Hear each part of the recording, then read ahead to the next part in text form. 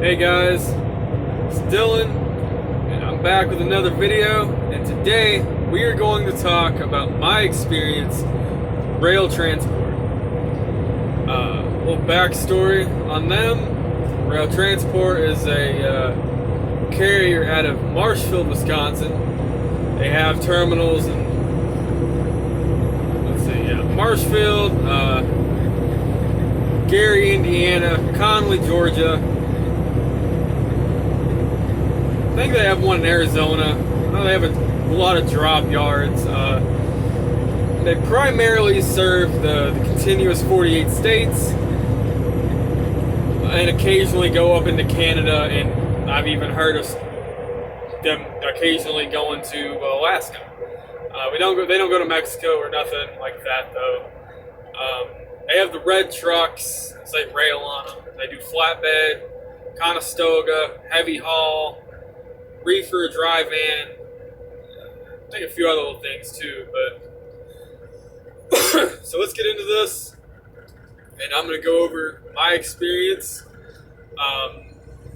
in my opinion of the company. No longer with them, just a disclaimer. You can see I'm no longer with them. Now, real quick, I do want to say, you might hear me cough a little bit. I ain't got the Rona. I just ate. It feels like I got something in the back of my throat. And also, I apologize if this isn't great quality video. It's because I'm recording this on a potato phone.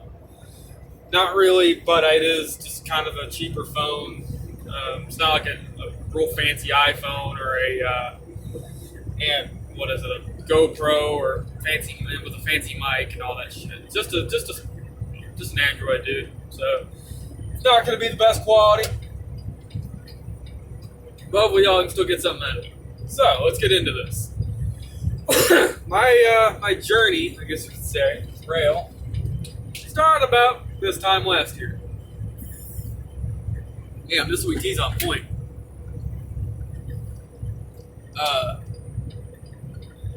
Started last year, about this time. I talked to the recruiter, and of course, she kind of just told me, ended up telling me everything I wanted to hear. Kind of took advantage of it. I was naive. I was inexperienced. I didn't know. So I feel she kind of took advantage of that. Because, she was just sweet, nice, acted all caring, and just, we had known each other forever. I got my permit, and beginning of December 2019, I drove up to Gary, Indiana, started the Get Your CDL program with Roehl. That's what they have. They have a CDL program called the GY-CDL, which again stands for Get Your CDL. Now I'll say it was a good program. I might run into it a little bit. Basically, you drive up there, or they'll even buy you a plane or a bus ticket. And you go up there, you get in a room. The shitty part about that is you share a room. You share a room with somebody else. You don't get to pick. You don't know who they are. You're just randomly chosen. Now, it's probably changed because this whole coronavirus. That's how it was when I was up there. Again, I would like to apologize. I know this video is going to be a little shaky. Jeez, this log truck's fixing to blow past my ass. That sounds good. Listen to it.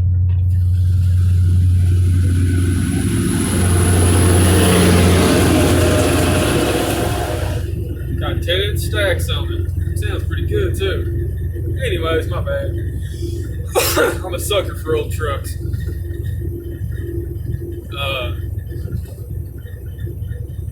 You share a room with somebody, that sucks. You don't get to pick. You don't know who they are. You don't know what they're like.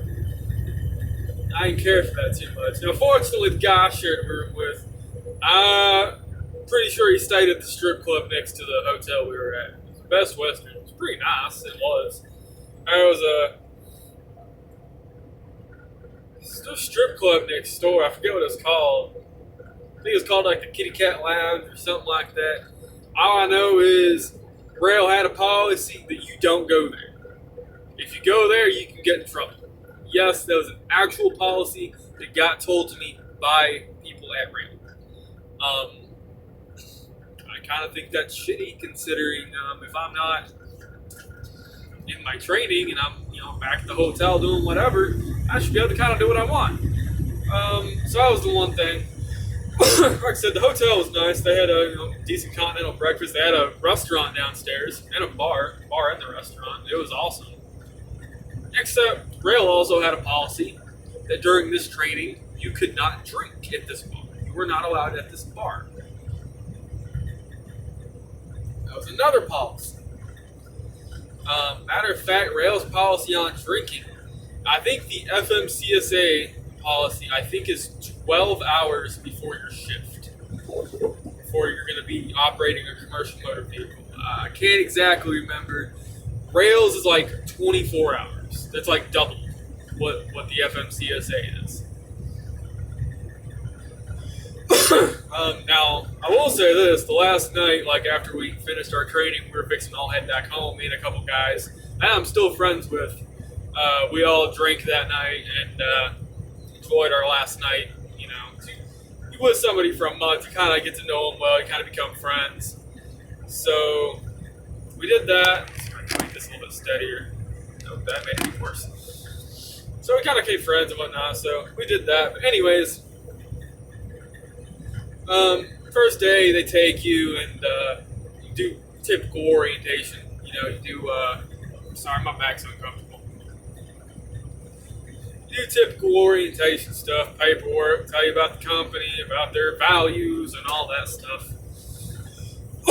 Roehl's was our cornerstone value is safety. Bullshit about safety. Now, I'm a safety guy. I like to be safe. Roehl's over the top of safety. Like, watch your ass. But I'll get more into that in a minute. So you do, but first week, first couple days, typical orientation. They pair you up with your trainer. You do groups of 4. We had 4 people in our class, and so we had 3 trainers, 4 groups of 4. I had a great trainer, and my training went pretty great. I learned a lot. It's very informative, very educational. But one guy, I will say this, one guy in our class that was in my group, we started out with 12 people. Only one failed. This guy failed because, again, he was in my truck, or not my truck, but the group I was in. And he ran a stop sign on an old back road, nearly causing him to wreck the truck. Again, with us in it. And I'm sorry, this is really shaky. I'm already a guy that I have anxiety riding with somebody else, especially if I don't know you. So riding in a truck, when you first start riding in a big truck, it can be a little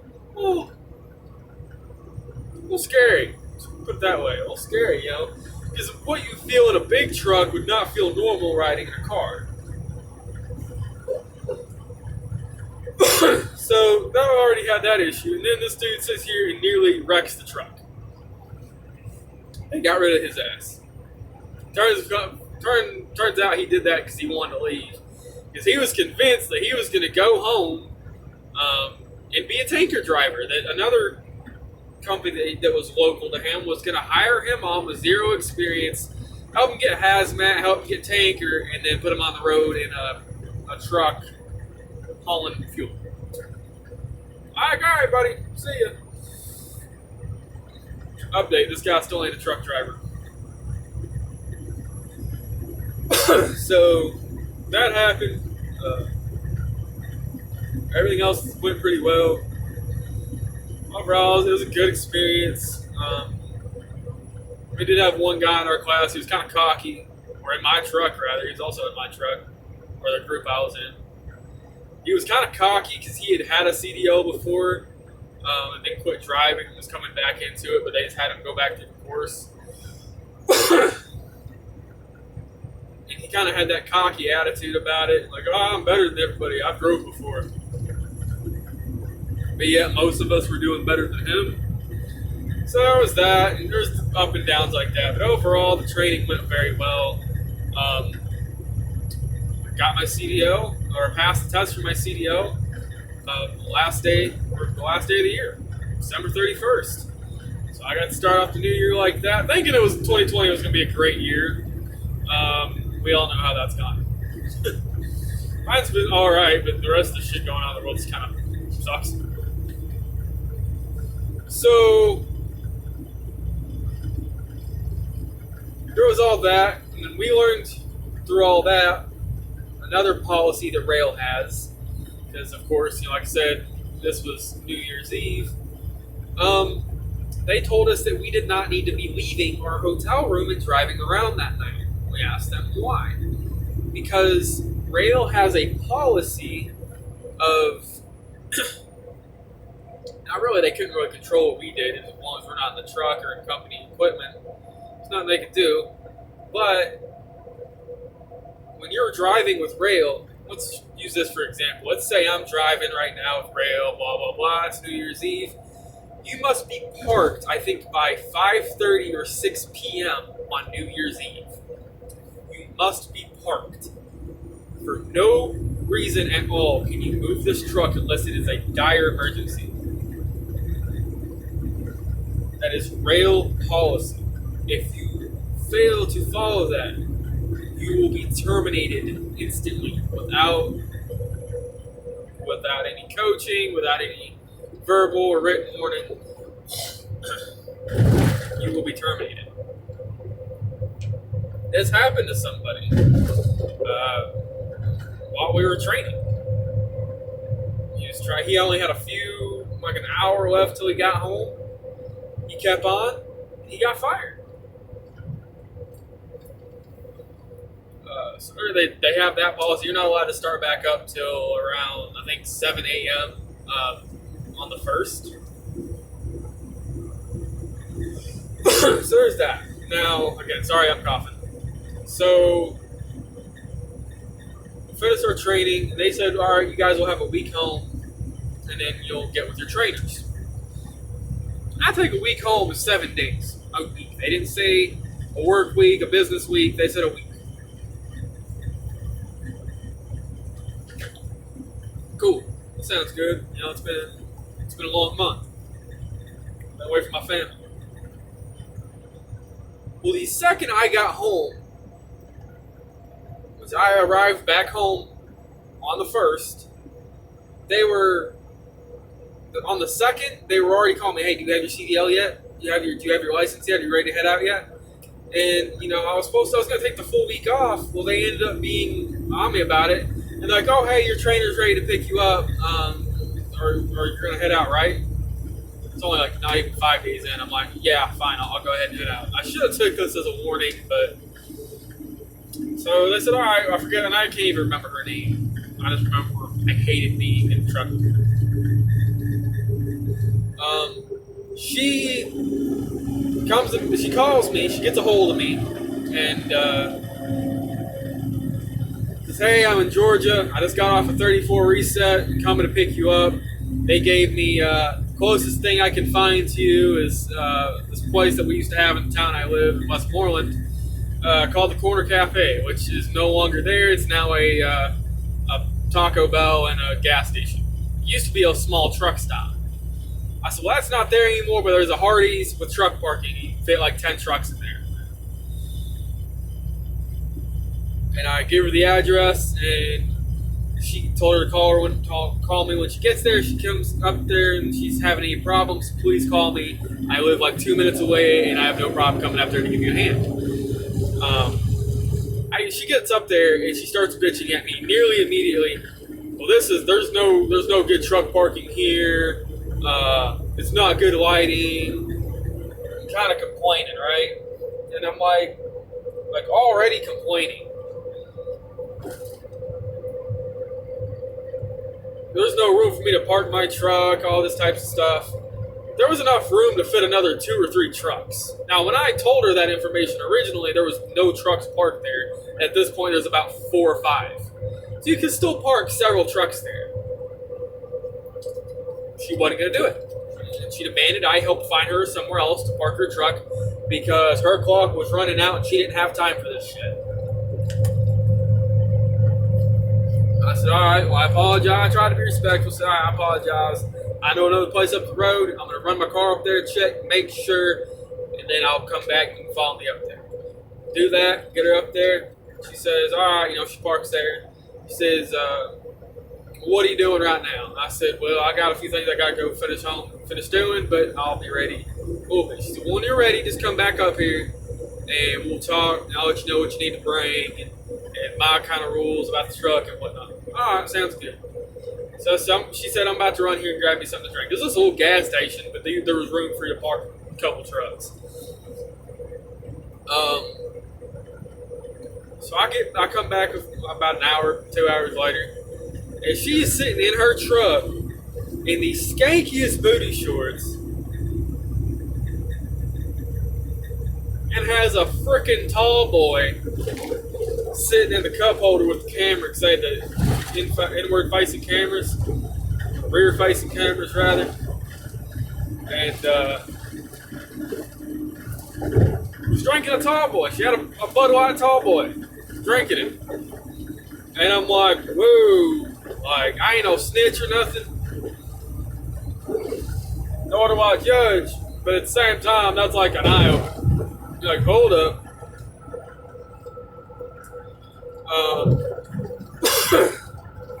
She's talking to me, and I kind of was uncomfortable. Like, I didn't mind having a female trainer. She kind of made me uncomfortable. And she told me about her policies and whatnot, what to bring and all this stuff. So I go home, finish getting ready, and she's like, all right, we got to leave out 5:30 in the morning. Damn, all right. So 5:30 in the morning, I'm up there.